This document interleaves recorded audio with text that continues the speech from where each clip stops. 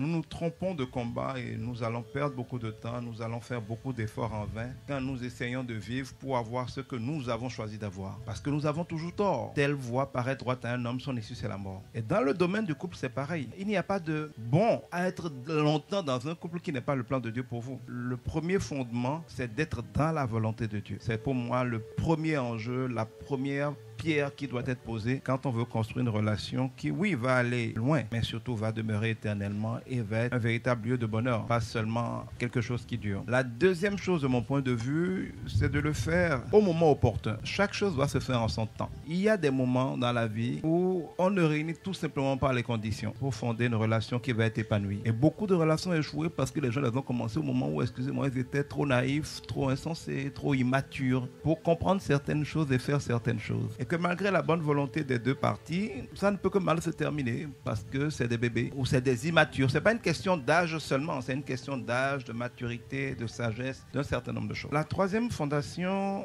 de ne pas tout miser sur la chair. C'est vrai que dans des relations amoureuses, Dieu nous fait la grâce d'une certaine sensualité, d'un certain bonheur d'essence, d'une certaine passion amoureuse. Mais je considère que cela fait partie des avantages, des cerises sur le gâteau. Cela ne peut pas être la base d'un couple heureux. Aujourd'hui, beaucoup de gens se disent en couple simplement parce qu'ils ont envie d'avoir un partenaire de péché, un partenaire sexuel. Et donc, l'autre qu'on dit aimer n'est pas aimé, est juste utilisé pour assouvir des fantasmes ou des besoins sexuels. L'autre est chosifié. Hélas, aujourd'hui, beaucoup de gens disant vouloir fonder des relations amoureuses, de mon point de vue, ne fondent pas des relations amoureuses. Ils cherchent juste quelqu'un à utiliser pour jouer sexuellement. Et quand on se met ensemble parce qu'on veut s'utiliser, on se fait forcément mal. Et ça se termine toujours très mal. S'il est vrai que dans un couple béni par Dieu, le bonheur sexuel a sa place et fait partie des grâces de Dieu, le couple ne se fonde pas sur ça. Il se fonde sur une compatibilité d'esprit. Il se fonde sur une convergence de vision. Il se fonde sur la conviction qu'à deux, nous ne sommes que deux facettes d'une même pièce. Nous ne sommes que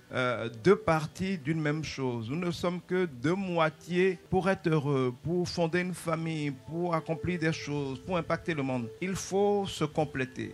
Il faut atteindre la plénitude. Il faut trouver cette personne que Dieu a disposée pour combler ce qui nous manque et que Dieu a voulu qu'il nous manque. Pour la personne qui a les forces dont nous avons les faiblesses et la personne dont nous avons les forces de ses faiblesses. De trouver cette personne qui a été créée par Dieu pour faire avec nous la paire parfaite, l'attelage parfait. Et ça se décide en esprit. Et ça se construit sur du solide, c'est-à-dire une volonté d'être ensemble, un choix d'être ensemble, un choix de payer le prix qu'il faut pour construire une relation ensemble. Parce que se mettre ensemble, c'est d'abord se donner à l'autre. C'est s'offrir, c'est prendre l'engagement de se rendre disponible pour travailler au quotidien au bien-être, au bonheur, à l'accomplissement de la destinée de l'autre. C'est beaucoup plus sérieux que beaucoup de gens ne le croient aujourd'hui.